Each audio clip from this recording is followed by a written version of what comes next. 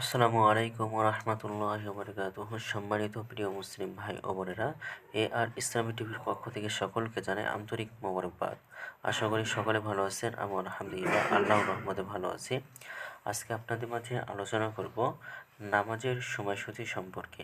তো আজকে মঙ্গলবার 26শে নভেম্বর 2024 ইংরেজি, 11ই অগ্রহায়ণ 1431 বাংলা, 23শে জুমাদুল আউয়াল 1446 হিজরি। ঢাকা এবং তার পার্শ্ববর্তী এলাকার নামাজের সময়সূচি তুলে ধরছি।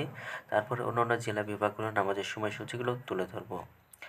তো আজকে ঢাকা এবং তার পার্শ্ববর্তী এলাকার তাহাজ্জুদ এবং সেহরির শেষ সময় হলো 4:56 আজকে ফজর ওয়াক্ত শুরু হয়েছিল 4:01 এবং ফজরের নামাজের ওয়াক্ত আজকে শেষ হবে 6:20। জোহরের ওয়াক্ত আজকে শুরু হবে 11:47 এবং জোহরের নামাজের ওয়াক্ত আজকে শেষ হবে 3:34। আসরের ওয়াক্ত শুরু হবে 3:35 এবং আসরের ওয়াক্ত শেষ হবে 5:10। মাগরিবের ওয়াক্ত শুরু হবে 5:14 এবং মাগরিবের ওয়াক্ত আজকে শেষ হবে 6:29। এশার ওয়াক্ত আজকে শুরু হবে 6:30। এশার নামাজের ওয়াক্ত আজকে শেষ হবে 4:56। আজকে সূর্যাস্ত যাবে 5:11 এবং আজকে সূর্যোদয় হবে 6:21। এই গেল ঢাকা এবং তার পার্শ্ববর্তী এলাকার নামাজের সময়সূচি।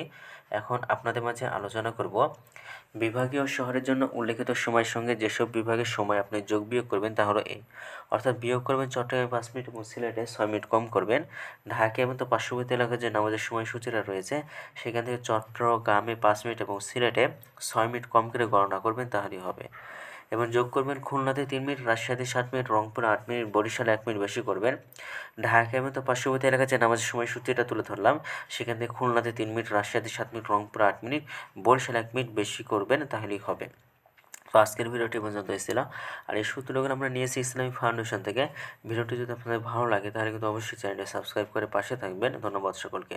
আসসালামু আলাইকুম রহমতুল্লাহ।